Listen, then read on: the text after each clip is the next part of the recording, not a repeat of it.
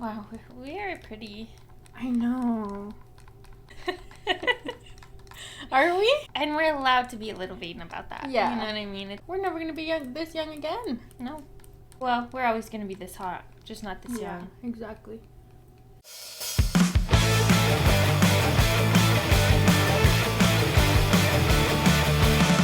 Hi, guys. Hey. Welcome back. Welcome back. We know it's been a while, but we're back and we're here and we're ready to party. And we missed you. Yeah, and we missed you. And Kathy's going to tell us a story today. And as always, I don't know what it's going to be about, but I'm excited to hear it. Tell us all about it. Okay. Today... I missed this. Today. Okay, so today I'm going to be talking about two of the most well-known witches in U.S. history, Grace Sherwood and Tituba. Oh my god. Mm-hmm. And we're going to talk a little bit about the history of witches. It's Yay. hard. I know! Ah! Yeah. Okay, so it's hard to pinpoint exactly when the belief in witches began because pre-Mesopotamian cultures mainly relied on oral traditions to pass down knowledge and history. But the concept of witch hunting primarily emerged in Western societies, particularly in Europe and in America, while other cultures viewed witches as healers and revered them. Oh. Definitely not all of them, but a lot of them. Wow, that's awesome. Yeah.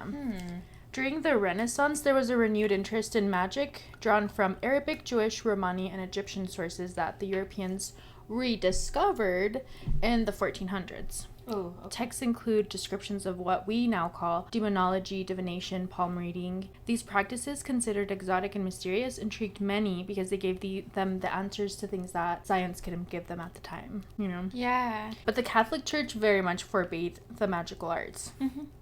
And witchcraft was particularly associated with women in the early modern period, and this continued into the modern era. And in medieval times, magic was associated with magical beings known as the Fae, and it was seen as a gift or an innate ability. Wow.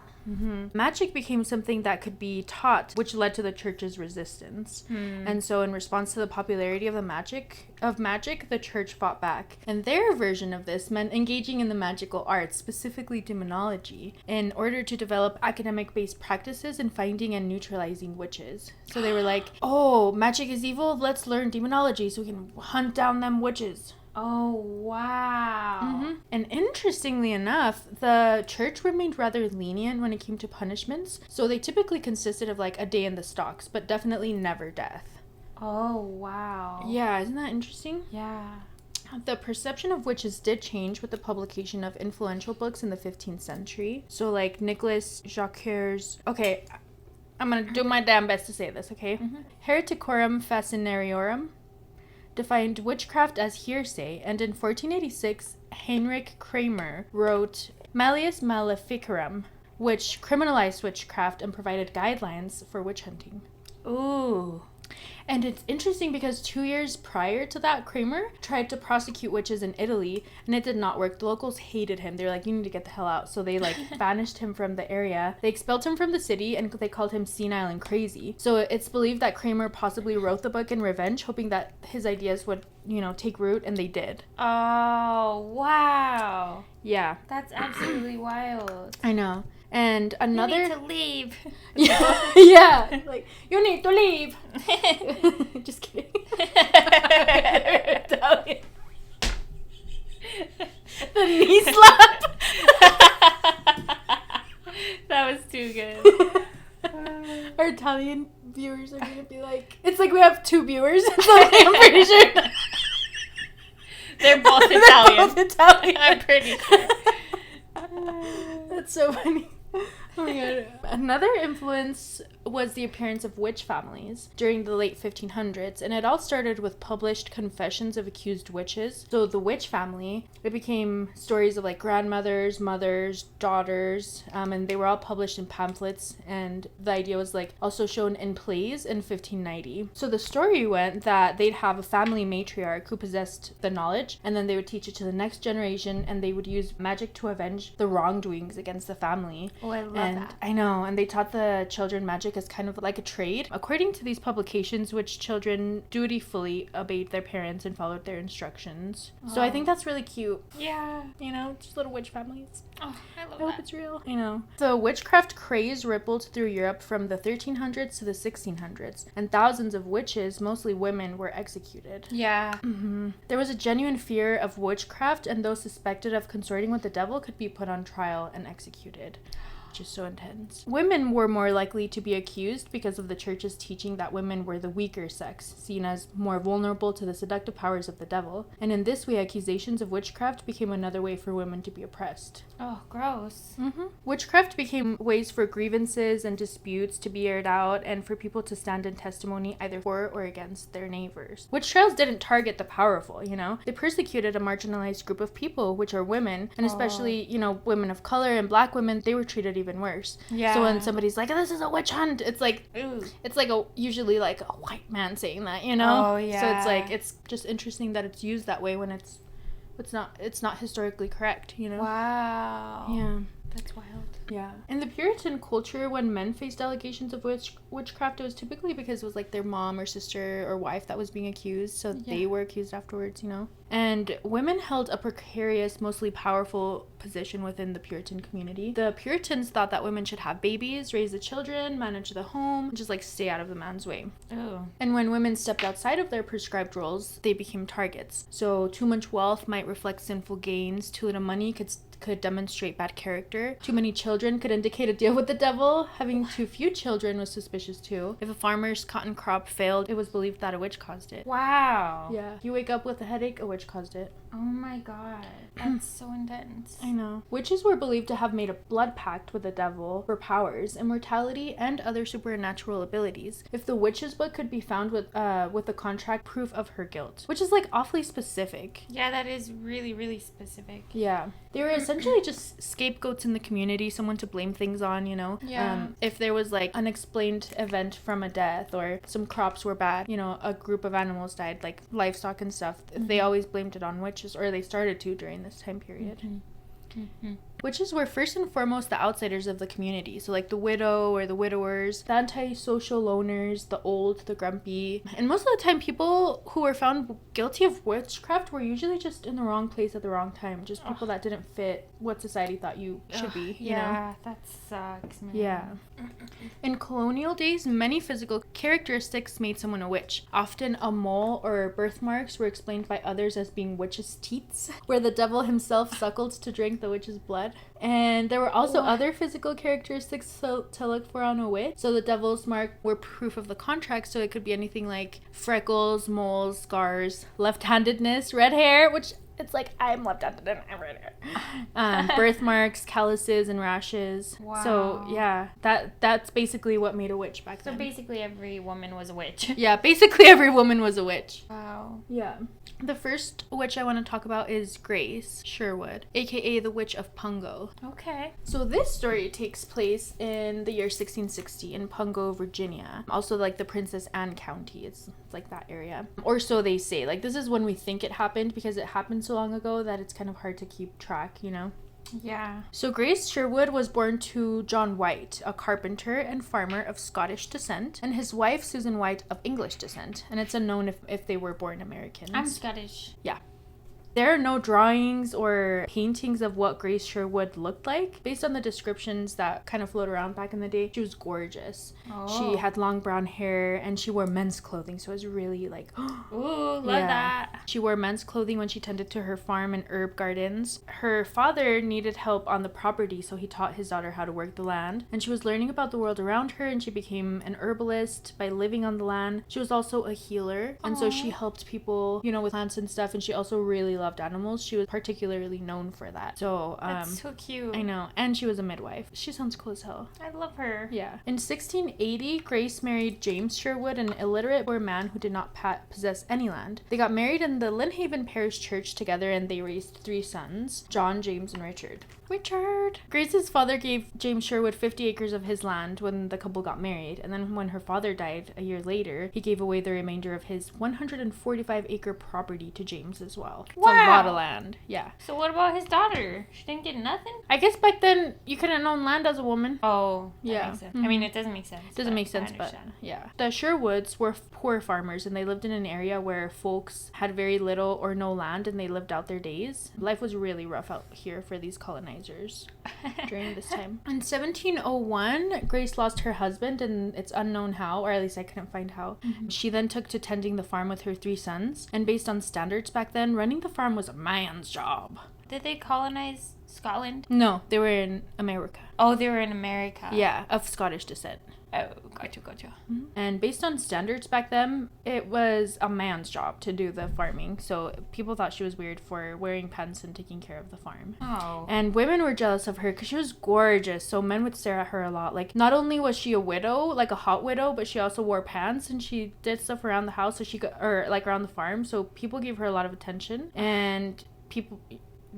you know, that's so annoying. I know, they just didn't like her because she was pretty. She was an independent woman, and that made her dangerous back then, you know. Yeah. Grace's property flourished because of her knowledge of crop rotation and how seasonal changes affect the produce. And her neighbor's property was in so lucky, and their crops were dying, and so they were like, well, Grace's crops are fine, so obviously she's a witch because mine aren't doing so good. Or, you know, they were saying like, oh, the cows aren't giving milk, so it's Grace that did something, obviously. What? And so they started making claims of witchcraft. Okay. The first one was good old Elizabeth Hill, who was Grace's neighbor, and she claimed that Grace snuck into her room through a keyhole, hovered above her bed, and turned into a cat, and then jumped out of the window. Yeah. She's just a hater. She's just a hater. Another woman said that Grace snuck into her room and rode her like a horse around the ceiling. It sounds like they all had a crush on Grace. You know what I mean? The ladies and the men. Oh, I'm sure they did. They were just having provocative dreams about Grace, and then they're like, you know what? She's a witch. That's gotta be it. I think so too, genuinely. That and the, you know, misogyny. Yeah. There were a few communities at that point in this area, and most people lived on their farms and plantations with either waterways or rough roads between them. Religious leaders did not oversee neighborhood arguments. Courts did. So the law was more concerned with issues that could cause the breakdown of societal bonds, such as like gossip, slander, adultery, things like that. And witch trials were long and drawn out and controversial and costly. Yeah. So Virginia did not oversee them too often. Hearsay and slander were not accepted as evidence at this point. And so the accuser carried the burden of proof, and the evidence obtained by supernatural means was not received. And the courts found proof of guilt either by witch's mark or the practice of ducking. So they were like, we're not going to just take your word, we're going to have proof. I think that's good. Yeah, no, that's very good. But the proof is like witches' marks or ducking people. So it's like, not. Yeah. Yeah. But, and also Virginia did not execute their witches. Okay. Yeah. So with the rumors going around about Grace being a witch, the neighbors became worried that a witch was living amongst them and consulted the Governor Edward Knott in Williamsburg, and charges were pressed against Grace. And being said to have been pretty, like really pretty and intelligent and humorous, some speculate that these traits are the reason for the rumors of witchcraft that were perhaps spread by jealous wives. And it's even suggested that others conjured up these allegations to get her removed off of the land so that they could come in and get it for themselves. Oh. Yeah. The only evidence against her was that she didn't own trinkets, which at the time were thought to ward off spells and demons. One of them was a witch's ball, so it was believed to ensnare demons and curses, and also a witch's bottle that would be filled with sharp objects and buried cork down to entrap demons as well. Which, that sounds like some witch stuff, but it's like the fact that she didn't have it, people thought that she was a witch because of it. That makes no sense. That makes no sense, yeah. And so in 1697, the first case that came to court for Grace was by a neighbor, Richard Capps, and he accused her of casting a spell to cause the death of his bull. However, the court made no decision in the case, and Grace countersued Capps for defamation, and the issue was resolved with a settlement. Oh, good for her. I'm so glad. I know. It's like those need to leave her the hell alone.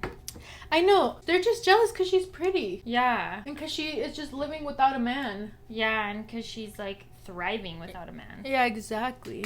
And it's like her husband died. Why would she get remarried, you know? Yeah, like, why can't she just take care of herself? Like, maybe she's not ready to date. Yeah. Maybe she was dating. Maybe she had a boyfriend. Who knows? Yeah. So another neighbor, John Gisborne, accused Grace of bewitching and killing his pigs and cotton crop the following year. And although no record of a court action followed the accusations, Grace again counterfiled a suit for defamation, but this time failing for settlement. No. Yeah. And then later that year, Elizabeth Barnes accused Grace of assuming the form of a black cat and entering her home through a cracked door in the middle of the night.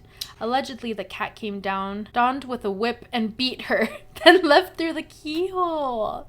And the case was unresolved and Grace's countersuit for defamation failed. So each countersuit of defamation filed by the Sherwoods cost them court fees, and it was also a 16-mile journey each way to get to the hearings. So it was a pretty high price to pay, you know, for like trying to defend herself. And by the time these cases came to an end, the town had just grown tired of Grace Sherwood as a general nuisance. Which, like, how people just keep accusing her of stuff and she's just defending herself, and they're like, we're so annoyed of you. Like, you're literally so annoying. Yeah, literally, yeah. Okay. In 1705, Sherwood was involved in a physical assault with her neighbor Elizabeth Hill. Sherwood sued Elizabeth and her husband for assault and battery and won a settlement of 20 shillings. So that would be about $250 today. Wow. Yeah. The accusations and the war with the Hills did not end there for Grace. So in January of 1706, Elizabeth Hill accused Grace of witchcraft, alleging that Grace had caused the death of her unborn child. And Grace failed to answer the charge in court, and in February, the court ordered her to appear. Oh my god. I know. The court impaneled 2 juries, both of which were made up of women. The first jury was told to go to Grace's home in search of incriminating evidence, such as baked figures or wax that might indicate that she was a witch. And the second group of jurors was required to search her physical body for demon-suckling teats. And both groups refused to carry out the tasks. Oh, really? Yeah. In March of 1706, there was a jury of 12 ancient and knowing women who were appointed to examine Grace Sherwood's body for markings that could be the brand of the devil. And the jury's 4 women happened to be Elizabeth Barnes, who accused Sherwood previously of witchcraft. Are you kidding me? I wish I was. Colonial authorities in Williamsburg were all reluctant to declare Grace a witch, considering the charge overly vague, and Williamsburg instructed the local court to examine the case more thoroughly. So the county justice noted no particular act of maleficium, which means any harmful act of witchcraft against people, animals, or property, alleged against Grace, and there was still a significant cause of suspicion. In July of 1706, a trial by ducking was ordered by Governor Knott. On July 10th of 1706, Grace was taken down a dirt road that's now known as Witch Duck Road to a plantation near the Lynnhaven River, and news of her ducking spread through the colony like wildfire, and soon there were more than 60 spectators that came to witness the event from the banks of the water. Many yelled out, "Duck the witch!" And we can only imagine how that must have felt for Grace, because these are people that she literally grew up with, that are part of the community. She saw them every day, and they're just so ready to like dunk her in the water. Yeah, straight up. There's literally no winning here. The trial was delayed twice to weather, and eventually a day was clear enough to put Grace on a boat in the Lynnhaven River. The morning of July 10th, 1706, thousands of people lined the Lynnhaven River to watch this happen. This was huge because they had never convicted a witch in Virginia before at the time. Strangely enough, it wasn't their intention for Grace to die, and so authorities did take great care of the situation to prevent her from drowning. 5 women examined her naked body while on the shoreline to ensure she did not have any devices to free herself, which I'm like, that's not helpful to her. So her left thumb was bound to her right big toe and her right thumb to her left big toe. And they covered her with a sack and they put her in a boat and rowed 200 yards out in the river, and she was pushed from the ship into the water. Quickly rising to float, the sheriff tied a 13-pound Bible around her neck. Although this did cause her to sink, she managed to free herself and she swam to the surface. So she was fine. She untied herself, she swims around the boat, she laughs at them, and now everybody's losing their minds. So they pull her out of the water, and several women who had earlier examined her body found additional proof of guilt. There were these 2 black marks believed to be witches' teats. So for that and for floating to the surface, she was thrown in jail. Witches' teats. I can't get over it. Come on. Grace couldn't be put to death because she was in Virginia, and it was illegal to kill a witch in Virginia back then. They got her back to the boat, and this was in July in Virginia Beach, so it was super hot, and out of nowhere they get a freaking lightning strike, and she told them, "You're going to receive a worse ducking than I." And everyone was like, "Oh my god, how did you know?" But really, she just understood like the weather, you know, like when the leaves start to curl up on the trees and it's getting to rain. Like she's just a nature girl. Yeah. And everybody was like, "Oh my god." So yeah, they put her in a jail cell, just left her there to be forgotten. Oh, that's so sad. I know. It's so effed up that that used to be a thing, that ducking used to be a thing. Yeah. Like, that, like, how traumatizing. I know, dude. The people lost their healer, you know. She was the one that they went to when they need, you know, when somebody had an ailment or something. Like, she was a midwife, she was a healer, she loved animals, she loved people. So she was jailed in a cell near Lynnhaven Parish Church. In Grace's years in the cell, people would come to her and she would give them advice on how to heal them and stuff like that. Wow. And eventually, 8 years after Grace was jailed, she was released, but she wasn't pardoned. And so records show that Grace paid back taxes on her land and returned home to live out her days on her farm until she was 80 years of age. She still got to have her happy life after that. She was just a good person trying to help people and do good, and they were like, she's a witch! Straight up, the fact that she was helping them after they put her in jail? Yeah, straight Come up. on. That's... Oh, Yeah. wow. 300 years after the day of her conviction, she was finally exonerated, and so they cleared her name just 300 years after. A statue of Grace stands near Centara Hospital on Independence with a lesson about persecution and unjust treatment. The statue depicts Grace with a basket of herbs and a raccoon beside her to represent her love for animals. Every July, a strange light hovers over the Witch Duck Pond where the ducking took place.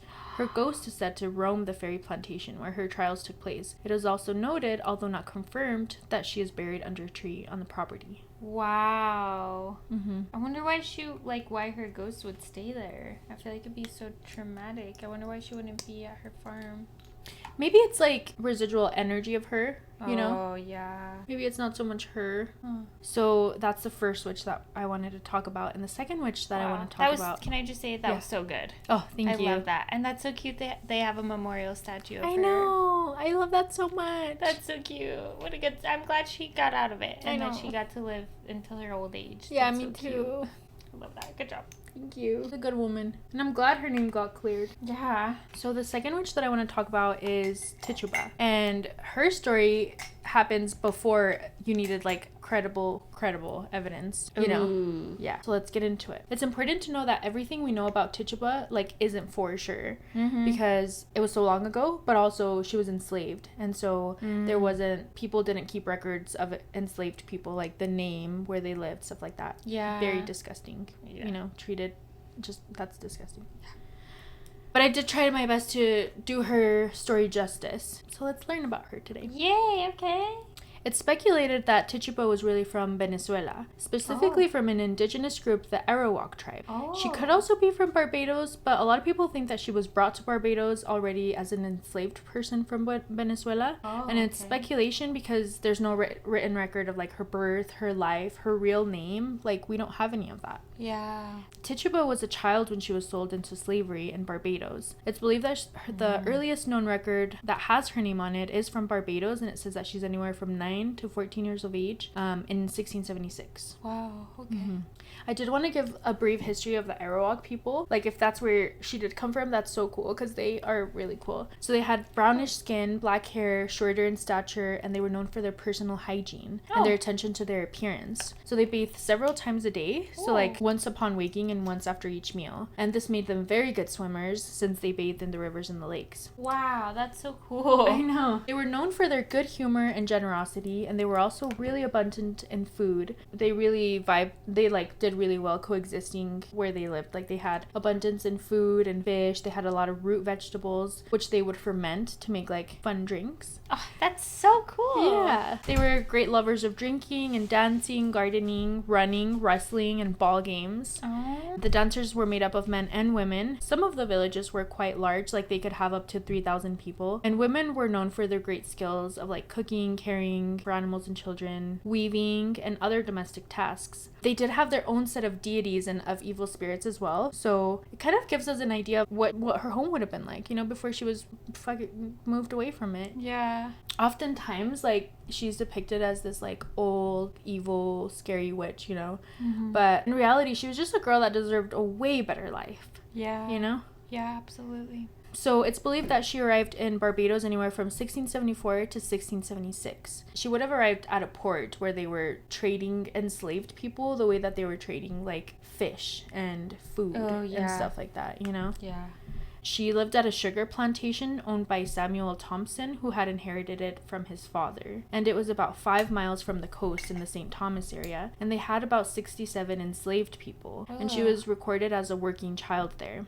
Oh, that's so sad. Holy shit. When she went to Barbados, there were very few indigenous enslaved people, because when these monsters would enslave people, they would separate the family, you know. So you wouldn't be with your family, and so there were a lot of people from a lot of different areas, so it was really isolating because they couldn't communicate because they all spoke different languages and dialects and stuff. She got treated slightly better because she was indigenous and not black. Arawak people were considered superior because they were known for their domestic skills. Oh. So she was able to live in the main house and have like maid duties versus like working out in the field. She knew a lot about plants and animals from back home, and she was able to learn about like Barbados because it was very similar, like tropical and stuff, you know. She worked directly under the mistress of the house, which was Thompson's mother. Her name was Elizabeth, who is likely the person that Tituba learned like English customs from. Oh, okay. Samuel Paris, who was Samuel Thompson's son, came to Barbados a couple years after Tituba had been there, like 1679 probably. He was coming to settle matters after his father died, and during this time he enslaved another person. His name was John Indian. Well, that's what they named him. Yeah. Ew. He later became Tituba's husband. Samuel continued enslaving Tituba. Oh. In December of 1680, Samuel Paris took Tituba and John to Boston, Massachusetts. So she was basically taken from a familiar place with more people of color and black people to a place where it's just like completely white, completely different. The area, the people, everything, you know. It's estimated that only 0.2% of the population was indigenous because of colonization, like in Boston, Massachusetts at this time. Like they so on top of being enslaved, she was like completely unfamiliar with the area. Like, I just hate this so much. Like, that sounds so bad. Yeah, for real. The indigenous people in Boston would be indigenous to America, and so she was literally in another continent, so probably was so isolating for her. Yeah. She was probably like 14 to 18 when she arrived to Boston. Why did he take her there? I'll get into it. Okay. But basically, he was not very talented, and I think he was just trying to make a name for himself. Oh. And so he was like, I don't know, I guess brought him along to like make his life easier, you know? So yeah, let me go ahead and set the scene for you. So it's 1689 in Salem, Massachusetts, and the government is on the verge of a big change. So it's going from like England vibes to like colonizer vibes, you know, like in America. So it's like a lot of things are changing. The people at this time, they recently heard that they were going to have a new governor, and so there were a lot of like unknowns because they were like, we were doing all these things that normally we could get away with, but now we're going to have a new governor, so we don't know. And tensions were also really high because they didn't have, like, they weren't established yet. They had just colonized the area, and so tensions were high with the indigenous people that they had stolen the land from, and also tensions were high because they were scrambling around trying to, like, you know. Yeah. So winters were rough for them. Karma. Yeah, for real. And Samuel Paris is horrible at literally everything. Like, he has a ton of failed businesses. Like, he just sucks at life. And he didn't get along super great with the general public, but he somehow managed to become a reverend. Ooh. Yeah, a reverend. And he starts a family with his wife named Elizabeth, and they had 2 kids, Thomas and Betty. And in 1686, he started becoming a minister. And 2 years later, they had another girl named Susanna. Tituba basically grew up with them, so she took care of the kids all the time. She was their caretaker. And so she loved these kids, you know, she grew up with them. Yeah. So they were living in Boston, but they were getting ready to move to Salem. And that's when Samuel Paris's niece moved in with them, Abigail, because her parents were murdered. Okay. And that is so random. Yeah. And in funny. No, I know. Your face. And in 1689, so they moved to Salem, and the Paris household had Samuel, Elizabeth, and their 3 kids, and Abigail, and Tituba, and John, and an unnamed 14-year-old boy who died that summer. What? I think he was enslaved. Actually, yeah, he was enslaved, yeah. So at this point, she's been with Samuel for a long time, since she was a little girl, and by 1692, she was like 25, 30 years of age. And at some point, Tituba married John. Yeah, John Indian. And, which is like, why can't, just the whole, you know, yeah.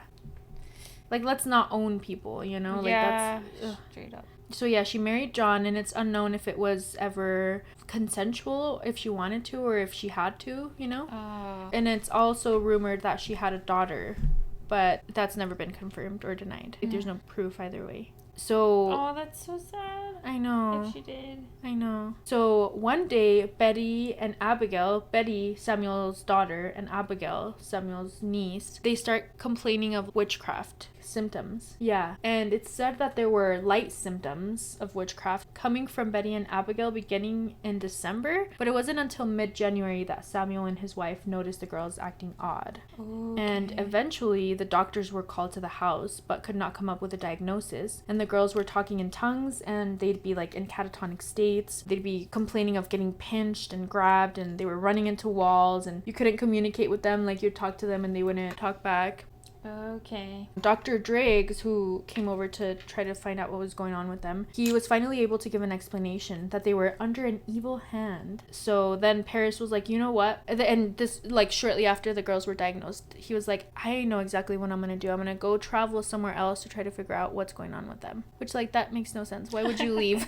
You know? And so he went to meet up with a bunch of priests to, like, lecture and to try to find a solution, but also just to gossip because he is horrible at his job. Yeah. So while he's away lecturing, Tituba was watching the children. Their neighbor, Miss Sibley, instructed Tituba and John to bake them a witch cake. What? Now, what is a witch cake, you might ask? I'll tell you. And this is a Puritan thing, by the way. Okay. So it's a regular cake made with rye flour, okay? And then urine is added from the person afflicted with witchcraft into the cake. It was believed that some of the evil that was inside the afflicted person would go into the urine, and so the cake was then fed to a dog who would absorb the witchcraft, and the dog would lead the people to the witch who was doing the cursing. That's ridiculous. When the Reverend and his wife came home, the girls were doing even worse, and they were seeing like actual figures that weren't there, and 2 neighbor girls also started showing symptoms of being under an evil hand. It was Ann Putnam Jr., the daughter of Thomas and Ann Putnam, and Elizabeth Hubbard, who was Dr. Griggs's niece who lived with him. So all within the same social circle, these girls were like, oh my god, I have witchcraft. Sounds like they're just being, you know, annoying and just dumb kids. Yeah. The day after the witch cake thing happens, that's when Tituba's name comes up for the first time. Betty and Abigail said that they could see her form flying all across the room, and they were contorting and grabbing their necks as if somebody was like choking them, you know. And the elders pressed them for a name. They were like, who's harming you? And they were finally like, Tituba. And so her arrest warrant was issued 4 days later on March 1st, 1962. Okay. On the morning of March 1st, she was arrested with Sarah Good and Sarah Osborne for being accused of witchcraft. The 3 women were brought to the Ingersoll Tavern to be inspected by Hannah Ingerson for the witch's mark. And there was a huge mob that showed up. Like, that was so fast. Like, 500 people. What? Which was, like, the population of Salem back then. What? Yeah. They were outside and they were super angry and yelling, and so they weren't able to finish the questioning there, and they had to move it to the Salem meeting house. Oh, this took place in Salem. Yeah. Wow. I just thought you said Massachusetts. Salem, Wow. Salem, Massachusetts, and Wow. Boston and Salem, yeah. The girls had been having seizures that whole morning, and they were acting afflicted, and they weren't, like, able to talk, and just, you know, going through all of this.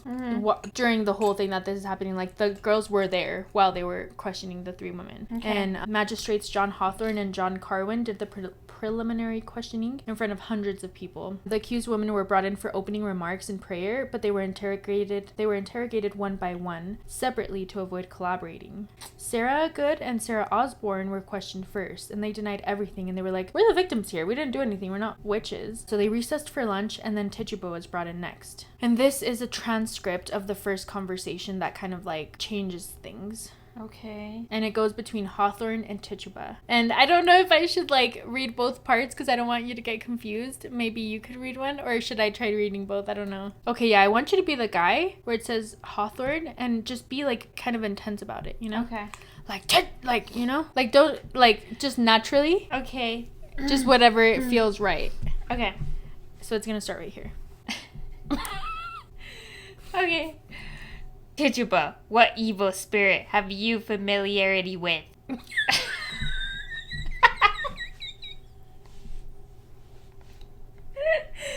I did as instructed. No, I know. Maybe less. Maybe just a little less, yeah. How Like- much less? Like, Tituba, what evil spirit you know, like, Okay. like that. Okay. Tituba, what evil spirit have you familiarity with? None. Why do you hurt these children? I do not hurt them. Who is it then that does? The devil, for all I know. So let's get love. It's just like so not something I would say, so it doesn't feel natural. I know. Okay.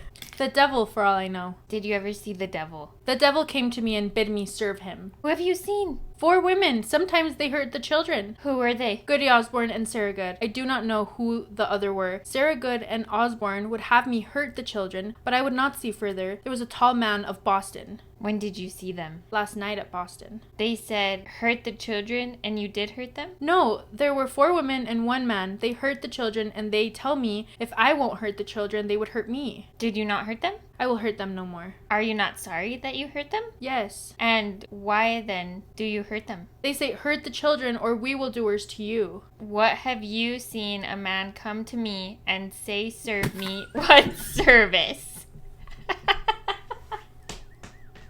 We're not trying to be funny. No. Like, we really are not. No. Okay, can you give me that line again, please? What have you seen a man come to me and say, serve me? What service? He said, hurt the children, and last night there were an appearance that said, kill the children, and if I would not go on hurting the children, they would do worse to me. What is the appearance you see? Sometimes it is like a hawk, and sometimes like a great dog. What did it say to you? Which, like, it's obviously leading her. Why would an animal talk? Like, she's like, I saw an animal, and he's like, what did it say? What animal was it? Like, what did it say? Like, obviously that's, so at this point I feel like she was probably like, he is asking for something and I have to give him something. Yeah. You know? She knew. The way he's asking, too, is just like, I feel like she's like, I don't know. And then he's like, why? You know, that's the vibe it's giving. And I bet she was so scared. Like, she has literally no rights. She's an enslaved woman. Yeah. You know? Like, that's terrifying. Yeah. So she says, the black dog said, serve me, but I am afraid. And he said that if I did not, he would do worse to me. What did you say to it? I will serve you no longer. Then he said he would hurt me. This man had a yellow bird that kept with him, and he told me he had more pretty things he would give me if I served him. What were these pretty things? He did not show me them. What else have you seen? 2 cats, a red cat and a black cat. What did they say to you? They said, serve me. When did you see them last? Last night, and they said, serve me, but I said I would not. What service? Hurt the children. Did you not pinch Elizabeth Hubbard this morning? The man brought her to me and made me pinch her. Why did you go to Thomas Putnam's last night and hurt the child? They pull and haul me and make me go. We rode upon sticks, and they are there presently. Do you go through the trees or over them? We see no thing, but they are there presently. Why did you not tell your master? I was afraid. They said they would cut off my head if I told. Would you not have hurt the others if you could? They said they would hurt others, but they could not. What attendance has Sarah Good? A yellow bird, and she would have given me one. What meat did she give it? I can't believe you're making me do this right now. What meat did she give it? I did suck her between her fingers. Did you not hurt Mr. Corwin's child? Goody Good and Goody Osborne told me that they did hurt Mr. Corwin's child and would have me hurt him too, but I did not. What has Sarah Osborne? Yesterday she had a thing with a head like a woman with 2 legs and wings. What else have you seen with Goody Osborne? Another thing, hairy. It goes upright like a man. It hath only 2 legs. Come on, Celeste. Come on. You started laughing, not me. Another thing, hairy. It goes upright like a man. It hath only 2 legs. Did you not see Sarah Good upon Elizabeth Hubbard last Saturday? I did see her set a wolf upon her to afflict her. The person with this maid did say that she did complain of a wolf. What clothes doth the man go in? He goes in black clothes. He goes in black clothes, a tall man, with white hair, I think. How doth the woman go? In a white hood, and a black hood with a top knot. Do you see who it is that torments these children now? Yes, Miss Goody Good. She hurts them in her own shape. And who is it that hurts them now? I am blind now. I cannot see. So that's the end of the conversation. So obviously she picked up... Thank you for your help. That was really good. That was really good. Thank you. That was hilarious. Yeah. So obviously she picked up on the fact that they were trying to lead her. Out of self-preservation, I'm sure she made up all of this using like the information she knew from back home in Barbados, like, you know, talking about stuff. So yeah. Yeah. So she confesses at her first interrogation. Afterwards, all of the women are sent to jail. Sarah Good is transferred to the jail at Ipswich, and Tituba and Sarah Osborne are sent to the Salem jail. Depositions by the 6 afflicted girls were also taken during this time, and all of them are super similar. They're like, Tituba pinched me, she pricked me, she slapped me, blah blah blah. Elizabeth Hubbard even claimed that Tituba was trying to choke her, but the torment lessened after she confessed. The 3 women accused of witchcraft were all outcasts. You know, there was Tituba, who was an enslaved woman of color. Yeah. There was Sarah Good, who was a beggar, like she was poor, and Sarah Osborne, who was ill and she hadn't attended church for a year. The next day, March 2nd, while in jail, Tituba adds something to her confession. Here's what is said. And I'm gonna need your help again. Okay. You want to be the man again? Yeah. Okay. What covenant did you make with that man? He tell me he God, and I must believe him, and serve him 6 years, and he would give me many fine things. How long ago was this? About 6 weeks and a little more. What did he say you must do more? Did he say you must write anything? Did he offer you any paper? Yes, the next time he come to me, he showed me some fine things. Something like creatures, a little bird, something green and white. Did you promise him then when he spoke to you? Then what did you answer? I then said this. I told him I could not believe him God. I told him I asked my master and would have gone up, but he would have stopped me and would have not let me. What did you promise him? The first time I believe him God, and then he was glad. What did he say to you then? What did he say you must do? This, he tell me they must meet together. What did he say you may meet together? He tell me Wednesday night at my master's house, and they all meet together. And then that night I saw them all stand in the corner, all 4 of them, and the man stand behind me and take hold of me to make me stand still in the hall. Where was your master then? The other room. So it's like all of this is taking place under the Reverend's house, like in the Reverend's house. Like the irony of that is just hilarious. Yeah. You know? This is Hawthorne. Oh. What time of night? A little before prayer time. What did this man say to you when he took hold of you? He said, go to the other room and see the children, and do not hurt them and pinch them. And I went in and would not hurt them a good while. I would not hurt Betty. I loved Betty, but they haul me and make me pinch Betty. And the next Abigail, and then quickly went away altogether, and I pinched them. Did they pinch? No, but they all looked on and saw me pinch them. Did you go into that room in your own person and all the rest? Yes, and my master did not see us, for they would not let my master see. Did you go with the company? No, I stayed, and the man stayed with me. What did he then to you? He tell me, my master, go to prayer, and he read in book, and he asked me what I remember. Did he ask you no more but the first time serve him or the second time? Yes, he asked me again, and that I serve him 6 years, and he come next time and show me a book. And what book did he bring, a great or a little? He did not show me it, nor would not, but had it in his pocket. So she changes the narrative, but she still answers, you know. Yeah. Did he make you write your name? No, not yet, for my mistress called me into the other room. What did he say you must do in that book? He said, write and set my name to it. Did you write? Yes, once I made a mark in the book and made it with red like blood. Did he get it out of your body? He said he must get it the next time he come again. He give me a pin tie and the stick to do it with, but he no let me blood with it as yet, but intended another time when he come again. Did you see any other marks in his book? So he's leading her, and she's like, yes, a great many. Some red marks, some yellow. He opened the book with a great many marks in them. Did he tell you the names of any of them? Yes, of 2, no more. Good and Osborne, and he say they make their marks in the book, and he showed them to me. How many marks do you think there was? 9. And this is the moment where the Salem witch trial started. Like, if Tituba had been like, oh, it's just me and the 2, Surrogate and Sarah Osborne, or any other number or anything, maybe it would have been different. I feel like, I guess there's a lot of speculation about this. Like, if they were like, what if Tituba hadn't said this? Like, what if there had not been a Salem witch trial? But I feel like that rampage hate for women and that, like, weird belief in, like, witches, like, that was there. Like, if it wasn't Tituba, it would have been somebody else that started 100%. It, Because those men were after blood. Yeah. So, up until 1692, there had been witch trials, but it was uncommon to be executed. And then Hawthorne. Did they write their names? They made marks. Goody Good said that she made her mark, but Goody Osborne would not tell. She was cross to me. When did Good tell you she set her hand to the book? Want to say it meaner? When did Good tell you she set her hand to the book? The same day I come hither to prison. Did you see the man that morning? Yes, a little in the morning, and he told me the magistrates come up to examine me.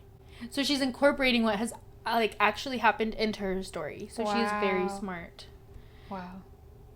What did he say you must say? He tell me, tell nothing. If I did, he would cut my head off. Tell us true, how many women ride abroad? So he's referencing to the broomsticks above Boston. And she says, 4 of them. These 2, Osborne and Good, and those 2 strangers. You're saying there was... Wait. You saying that there was 9? Did he tell you who they were? No, he no let me see, but he tell me I should see them the next time. What sights did you see? I see a man, a dog, a hog, and 2 cats, a black and a red, and a strange monster. And the strange monsters was Osborne that I mentioned before. It was the hairy imp. The man would give it to me, but I said I would not have it. Did he show you in the book which was Osborne's and which was Good's? Yes, I see their marks. But did he tell you the names of the others? No, sir. What did he say to you when he made your mark? He said serve me and always serve me. How many times did you go to Boston? list. You told me to do it mean. I was going and then came back again. I was never at Boston. Who came back with you again? The man came back with me and women go away. I was not willing to go. How far did you go? To what town? I never went to any town. I see no trees, no town. Did he tell you where the 9 lived? Yes, some in Boston and some here in this town, but he would not tell me who they were.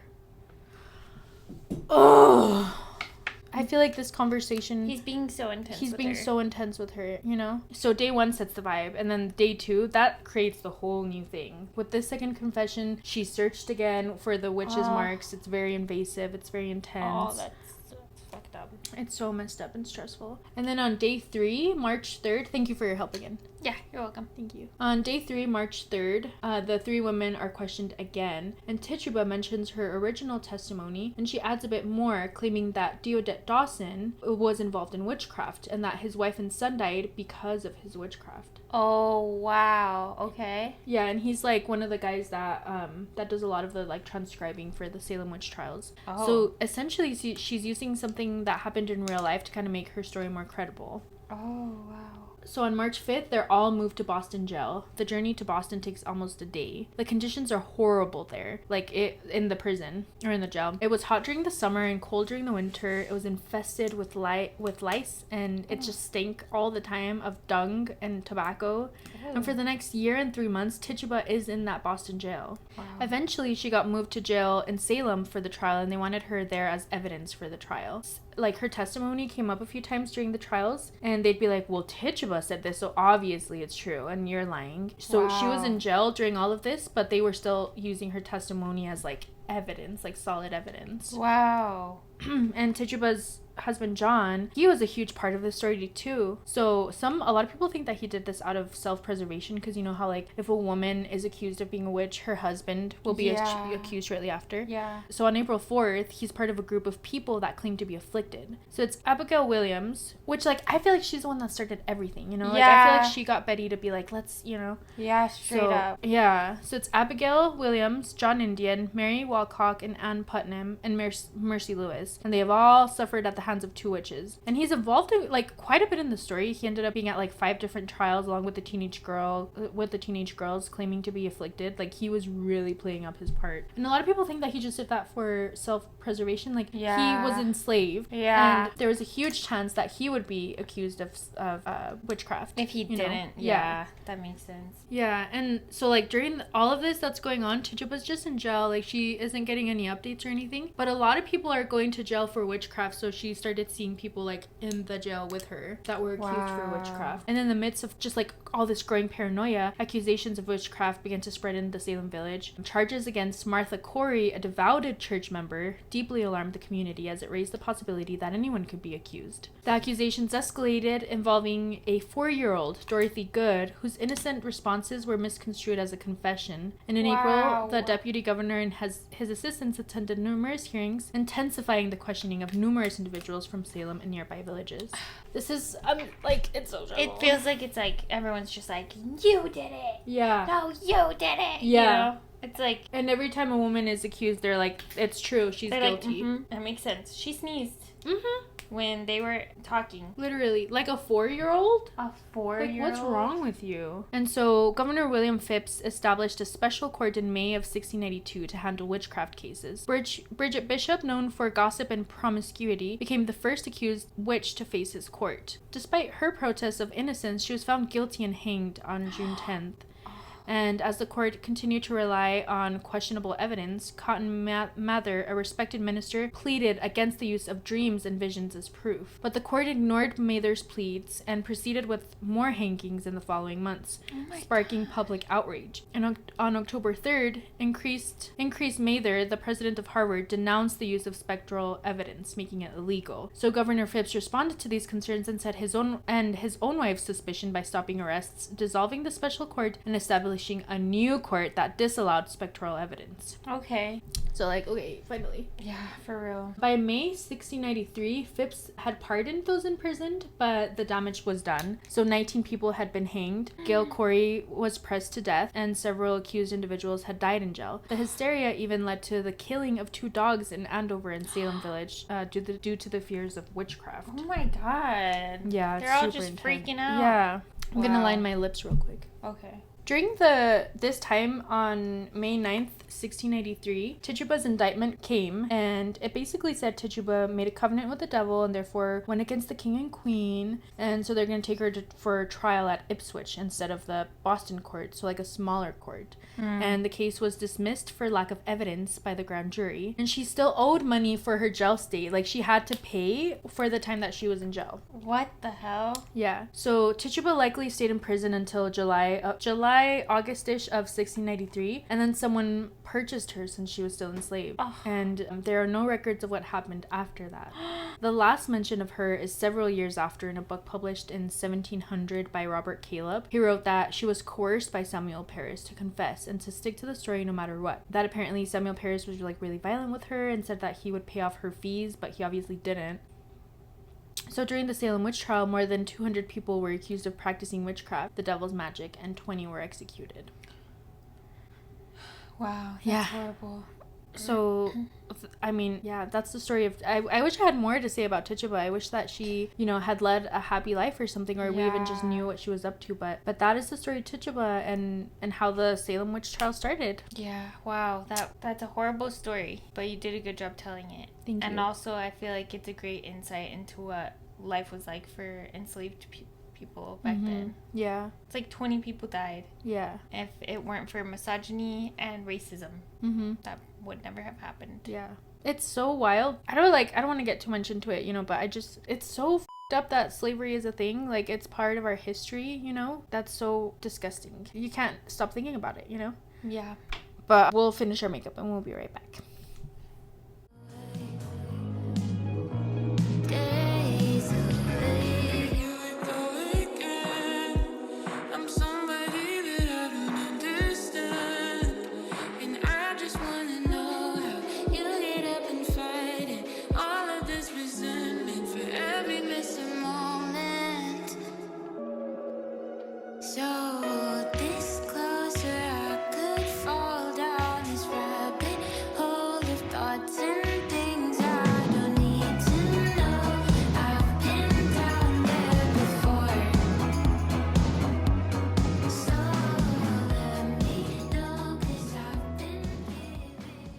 We're back. Hi. Thank you for being here and watching today's story, and I hope you liked it. It was a great one. Good Thank job. you. Good job telling it. Thank you. And if you love us and if you like our content, you can follow us on YouTube and Instagram and TikTok, and tell us what you liked about it, and tell us the stories that you'd like us to tell. Yeah, I'm sure Kathy will come and tell us more stories about witches, so click the subscribe button if you want to hear more. Yeah. Thank you for being here. Bye. Bye. Have a good day. If you ever